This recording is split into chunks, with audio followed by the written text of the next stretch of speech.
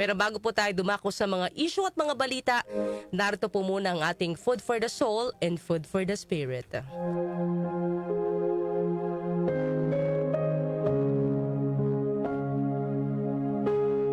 Isang araw, mayroong isang aso na gutom na gutom na.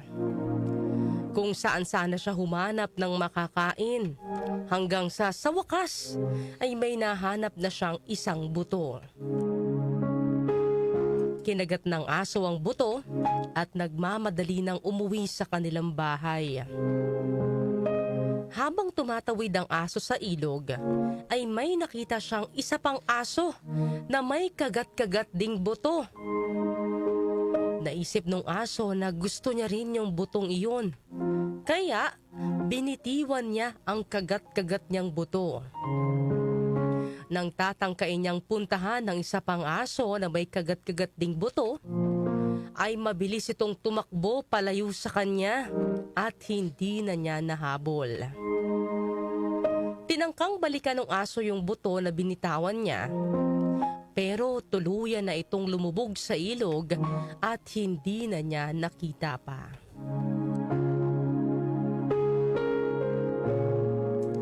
Ano po ang aral na nais pong iparating sa atin ng kwento natin ngayong Monday morning, mga kanyusik? Simple lang pong itong kwento natin, pero napakalaki po ng aral na nais iparating sa atin. Ano po ito? Ito po yung wag po tayong maging gahaman. If we always envy what others have, we will end up losing what we already have, just like the greedy dog. Kapag palagi po nating tinitingnan ng meron ng iba at naiinggit tayo, maaaring hindi po natin mapansin ang mga biyayang nasa ating mga kamay na. Sa buhay, talagang nariyan na mga ngarap tayo. Mga hangad tayo ng higit sa kung anong meron tayo. Wala naman pong masama dito, no, mga kanyusik. Yung mag-set ka ng goals, yung magsikap ka para maabot mo yung mga pangarap mo, o gumanda ang estado ng pamumuhay mo ngayon. Ang masama po ay kung inaabot mo ang mga pangarap mo sa hindi magandang paraan. O kung pinipilit mong abutin ang mga gusto mo kahit beyond na sa capacity mo, to the point na may natatapakan ka ng ibang tao. Ang tunay po na tagumpay ay hindi lamang po nasusukat sa kung gaano kataas ang narating po natin, kundi kung paano natin ito narating. May integridad, paggalang, at respeto sa kapwa. Kapag nagtagumpay po tayo ng may malinis na puso at walang nasasaktan, mas masarap at mas makabuluhan ang bawat tagumpay na natatamo po natin.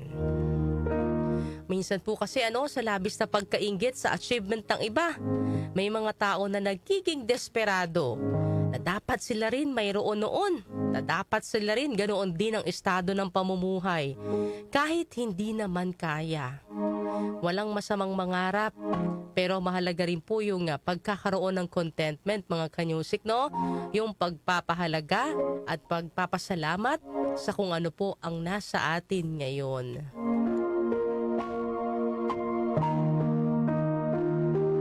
Ang ating pong verse of the day ay Proverbs chapter 14 verse 30. A heart at peace gives life to the body, but envy rots to the bones.